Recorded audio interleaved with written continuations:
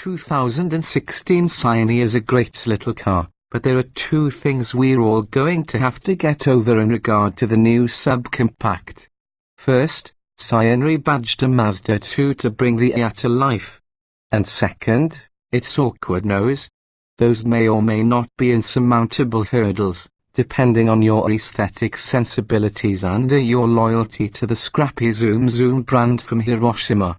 The heir is, after all, merely the sedan version of the sassy Mazda 2, which until just last month was expected to arrive in US Mazda dealerships by the beginning of 2016 in handsome hatchback form.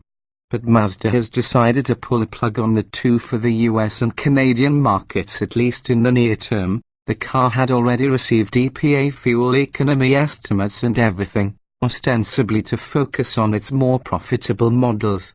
So the Scion is our only access to the new Mazda 2 in any form.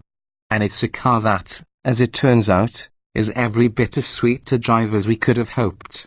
As for the Scion's schnoz, we're told it was designed by Toyota stylists in Japan for this car, which will be sold not just as the Scion in the United States but also as the Toyota Yaris sedan in Mexico and Canada. Incidentally, Toyota will continue selling us the French but Yaris for now in hatchback form only, although the next-gen model eventually moves to the Mazda 2 platform, as well. The headlamps and hood are Mazda pieces, as is everything after them. Only the soft parts bumper, grille, etc. of the front end are unique to the heir. This means that from pretty much every angle, it looks like a shrunken Mazda 3, not a Toyota Scion anything, and it felt rather unnatural to force ourselves to see the car as a Scion when we encountered the little sedans coming and going during the press drive in Malibu, California. Then again, we're car people. Few folks shopping in this segment are likely to notice, and even fewer will care. Look beyond the nose. What they will and should care about is the car's compelling packaging, high level of equipment, and outstanding dynamics. The interior is essentially unchanged from the Mazda 2, which squeezes most of the Mazda 3 style and technology into subcompact dimensions.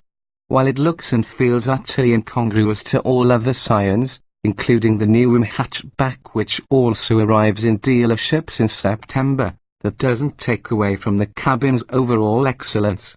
We like its motorcycle-inspired gauge cluster, 7-inch stand-up infotainment screen, a driver-type control dial in the center console, and the sweet, 3-spoke Mazda steering wheel. Essentially, Scion merely selected the upholstery colors black with blue accents and equipment, much of which probably would have been optional on the Mazda 2, by the way, that will come standard in its mono-spec model.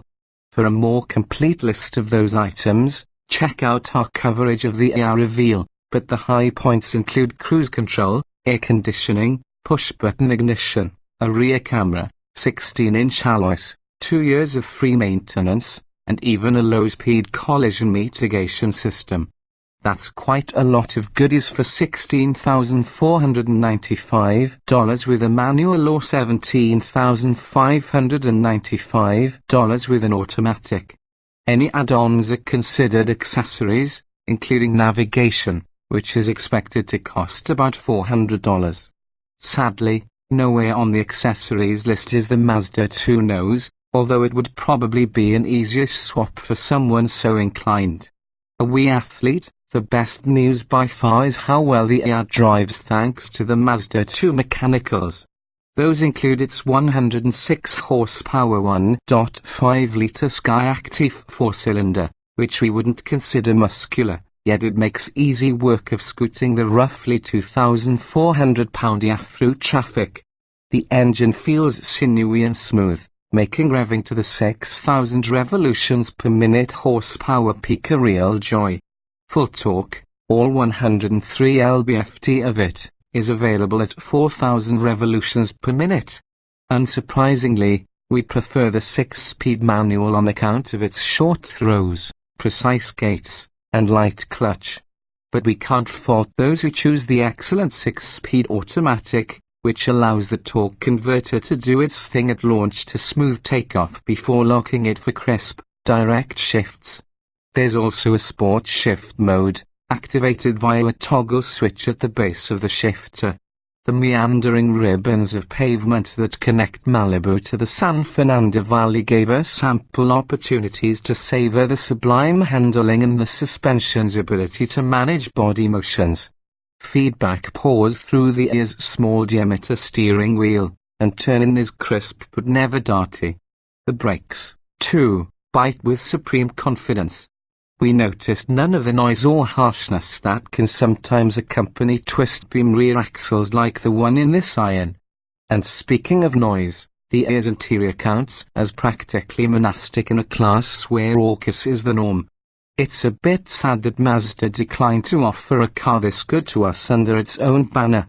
But we should be grateful it's available here at all, even if it means you have to go to the Scion store to find it.